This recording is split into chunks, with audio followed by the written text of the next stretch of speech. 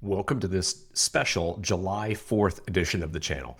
On this video, I want to show you what to look for in a July 4th fireworks display that'll help you with designing your own product experience. So let's get into it right now.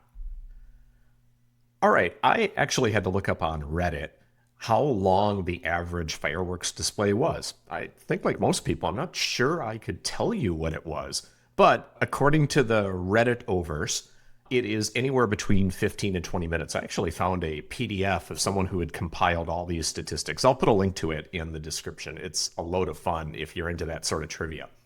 But the idea is that if you listen to the Reddit threads, that what you're trying to do with the fireworks display is to kind of continue to increase the intensity of the fireworks over time, over that 15, 20 minutes, and then you finale at the end, and it's kind of a big finish, and it's at the end.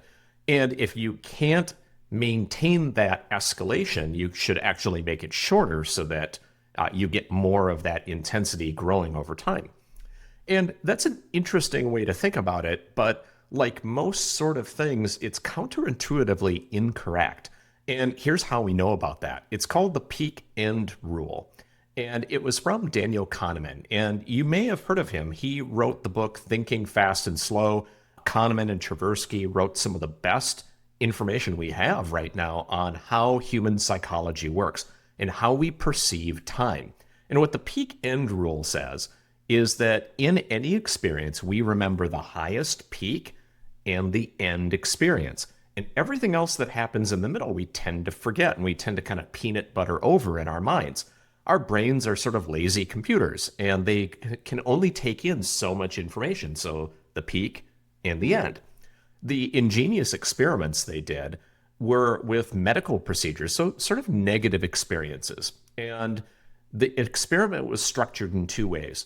One group had a longer experience. Remember, goes counterintuitive to rip the Band-Aid off. It was actually a longer experience, but it was less intense, and it had an okay ending.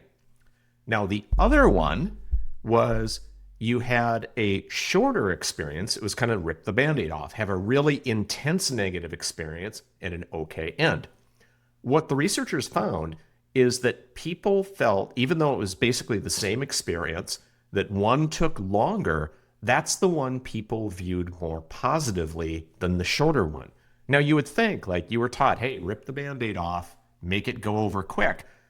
Counterintuitively, that's not the case. So if you think about it in the fireworks display, the general idea, remember, the advice was to kind of make the fireworks go up to a crescendo and at the end. That's not quite how you should design a positive experience. What you'd want to do instead is have a peak experience somewhere in the middle, where maybe it's a huge display of 250 for the 250th anniversary, or maybe have some drone flybys or some crazy thing. Have that be the peak experience that people remember, and then your finale at the end that is really spectacular. People will remember the peak experience and the end experience, and sort of in the middle, if you've got some duds or it just isn't as great as you want it to be, that is okay. So when you're out tonight and taking a look at the fireworks displays, see if they're actually doing that or if they're following the Redditor advice and just kind of escalating over time. Now, what do you do when you've got your own product experience to think about? Two ways. Is it a negative experience or is it a positive experience? You want to think about those things differently. If it's a positive experience, like a fireworks display, what you want to be doing is create a peak and create an end.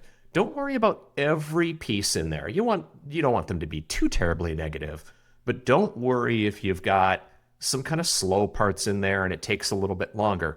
Concentrate instead on the peak, some great part of the experience, some amazing part, like an unboxing that you unbox. And I remember with the Fjallraven clothes, if they've got the little fox on them. I'm not wearing one right now. But when you open up the box, there's a Swedish fish that they used to put in the box when you got something from them. Really cool, kind of a peak experience. And then the end of the unboxing is you put the clothes on and you've got a great positive experience. So again, peak, end. Don't worry so much about how easy is the box to open or how easy is it to get the plastic off. Those things, people will forget about that stuff. Concentrate instead on the peak experience in the end, and don't worry about all the things in the middle. If what people usually struggle with actually is that they try to make everything kind of good and it's kind of good. Instead, think about if your process has 8 or 9 steps, make sure that the 6 of them aren't bad, but 1 is awesome and the end is awesome. The other 6 people won't think about. Now, if you have a negative experience, let's say you are a clinician and you have to do some sort of procedure that may not be very pleasant, better to stretch that out. Again, the chronological time doesn't really matter. It's how we perceive time that matters. So in a negative experience, think about how you take everything down a notch. So you're taking a look at all those steps in the process and how can you make them less negative, less intense, and try to make sure that the end is pretty positive. So, if you're in there and you've got to do some kind of nasty stuff, and then at the end, someone gets a sucker or a little toy or a treat. And this, a lot of times with kids, they do this sort of thing. They're pretty good at it. But with adults, you can do that too. Just the toys are different. That's all. When you're out tonight celebrating America's 250th, take a look at the fireworks display and remember the peak end rule for how you are going to design your product or service experience. What are your favorite product experiences? How do they map onto the peak end rule? And do they follow Daniel Kahneman's rule? Describe them in the comments, and maybe I'll do another video on those in the future. Until then, see you on the next one.